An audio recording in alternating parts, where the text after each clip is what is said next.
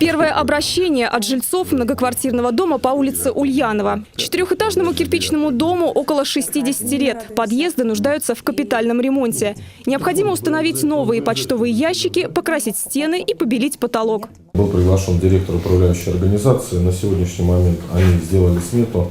Сумма составляет 70 тысяч рублей на ремонт подъезда. Обещают выполнить до 25 мая. После обсуждения вопроса дату завершения ремонта решено перенести на более ранний срок. Новый подъезд станет подарком для жильцов дома ко Дню Победы.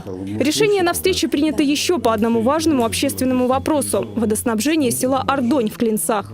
На сегодняшний день этот объект в первую очередь включена в программу 2019 года.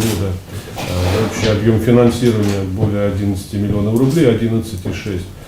Объект уже проторгован, срок исполнения контракта до 31 декабря 2012 года. В частности, эта улица как раз попадает в этот первый этап. Скважина, башня и 4 километра водопроводных сетей. Первая часть работ будет выполнена до 31 декабря. Жителей такие сроки устраивают. Не остались без внимания вопросы обеспечения жильем врачей и детей-сирот. Артем Стефашин обратился с просьбой помочь решить жилищный вопрос. По словам директора Департамента семьи, социальной и демографической политики Игоря Тимошина, 7 квартир уже приобретены для детей-сирот. И до конца этого года будут оформлены в новом доме поселка Глинищево.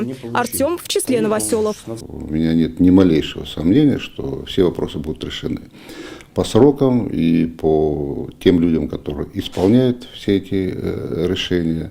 Я думаю, что все это будет решено. Вопросы и водоснабжения, и строительства дорог, и оказания помощи конкретным людям, и дети-сироты. Вот это то, что для власти очень важно, и власть здесь очень так вот бережно подходит к решению этих вопросов.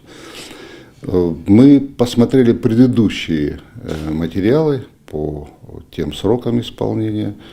У нас неисполненных поручений практически нет. Все вопросы рассмотрены положительно. Заместитель полномочного представителя президента Российской Федерации в Центральном федеральном округе внимательно рассмотрел каждое заявление, подчеркивая, что вопросы жителей снимут с контроля только при их полном исполнении. Екатерина Зойдина, Максим Кузнецов. События. Брянск.